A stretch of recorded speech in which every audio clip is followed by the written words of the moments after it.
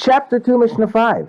This Mishnah deals with the fourth case of muad mentioned in Mishnah 4 in Chapter 1, where an animal does care and damage in an area owned by the victim of the damage. Even if the animal is actually a tam, its owner must pay full damages as though it were a muad.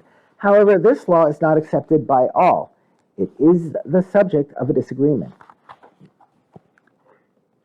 What is the case of an ox, tam, that does care and damage in an area belonging to the victim of the damage? If it gored, pushed, bit, squatted, or kicked in a public place, its owner pays half damages.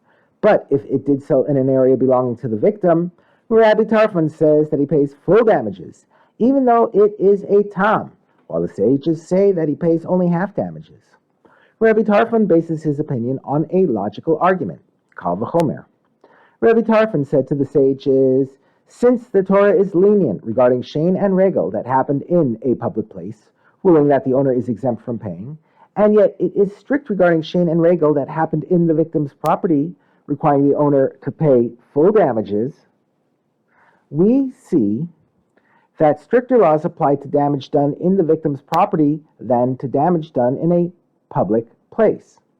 If so, then since the Torah is stricter regarding Karen in a public place, in that it requires the owner to pay half damages, is it not logical that we should be stricter about Karen in the victim's property and require the owner to pay full damages? Since the victim's property is treated more strictly than a public place with respect to shein and regel, it should also be treated more strictly with respect to Karen. Therefore, since the owner pays for half of Karen damage done in a public place, he should pay in full for Karen damage done in the victim's property. The sages respond. They said to Rabbi Tarfon, it is enough for the new law, which is taught by the kal v'chomer, to be the same as the law from which it is derived. It cannot be stricter than the law from which it is derived. Rabbi Tarfon's kal v'chomer can teach that since the owner pays for half of Karen damage done in a public place, he certainly pays for half of Karen damage done in the victim's property, but it cannot teach that he must pay for more than half of Karen damage done in the victim's property. Rather, just as the owner pays for half of Karen damage done in a public place, so does he pay for half of Karen damage done in the victim's property. In response, Rabbi Tarfon presents a somewhat different kal v'chomer. Rabbi Tarfon said to them, I will not derive the law of Karen damage done in the victim's property from the law of Karen damage done in a public place, as I did before. Instead, I will derive the law of Karen from the law of regel and shein as follows.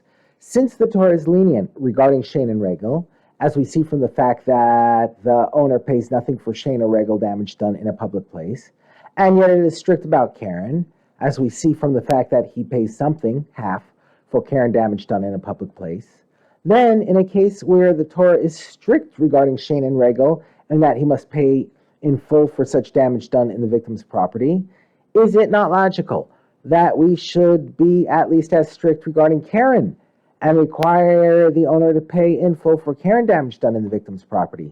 Since in this case, i.e. where damage is done in the victim's property, he pays in full for shein and regel damage, whose laws are generally more lenient, he should certainly pay in full for Karen damage, whose laws are generally stricter. The sages reject this kal v'chomer as well. They said to him as above, it is enough for the new law, which is taught by the kal v'chomer, to be the same as the law from which it is derived. It cannot be stricter than the law from which it is derived. Even Rabbi Tarfon's second kal v'chomer is based on the law of Karen in a public place. Thus, it can teach only that Karen in the victim's property is the same as Karen in a public place, but it cannot teach that it is stricter.